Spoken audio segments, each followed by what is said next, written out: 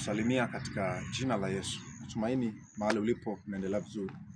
Leo ni Jumatano, kama ilivyo ada na desturi ya Wakristo wengi, ni siku ya ibada.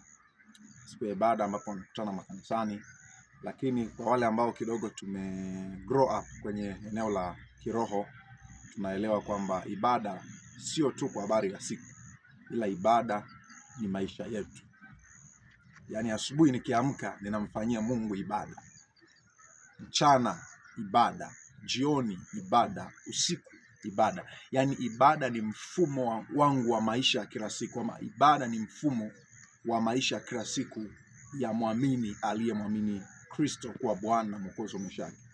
Na hata siku moja usije ukadanganyika na mtu yoyote kwa sababu tu anataka kukuoa, anataka umuoe, anataka afanye kazi kwenye kampuni yako, kwenye biashara yako, awe mfanyakazi wako, awe bosi wako. Usije ukashawishika kwa namna hiyo ama namna yoyote ile uache ibada kwa sababu ya kazi.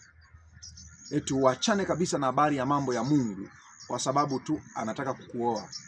Uachane na habari ya wito wa kimungu kwa sababu tu ili uolewe na yeye ama akuoe. Uachane na mambo ya kimungu. Siku zote Mungu kwanza, mengine yanafuata. Na ndio maana akasema utafuteni kwanza ufalme wa Mungu na haki yake, hayo mengine mtazidishiwa. Kwa hiyo kuna vitu ni excess.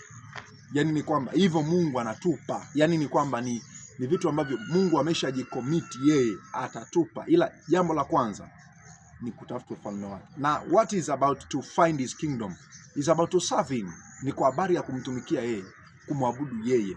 Kwa sababu yeye amekuwako hata kabla ya hiyo biashara. Yeye amekuwako hata kabla ya huyo mke.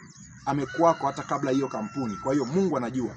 Hebu jiulize, light kama uhai huu, pumzi hii tunaoivuta, Mungu angekuwa anatuuzia kama vocha, ujue duniani wangekuwepo watu wachache, na katika hao wachache wengine wangekata kamba mapema.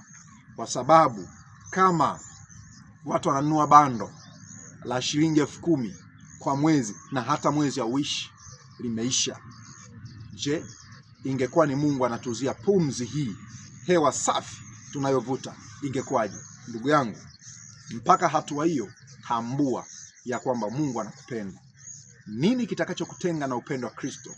Je, ni kwa sababu ya kuolewa au kuoa? Ni kwa sababu ya chakula? Kwa sababu ya mavazi? Kwa sababu ya pesa, shekeli, maokoto? Kwa sababu ya nini? Elimu? Kwa sababu ya nini? Magari? Kwa sababu ya nini? Kumbuka, kumcha Bwana ni chanzo cha maarifa. Na maandiko yanasema hivi, mjue sana Mungu ili uwe na amani, ndivyo mema yatakavyokujia.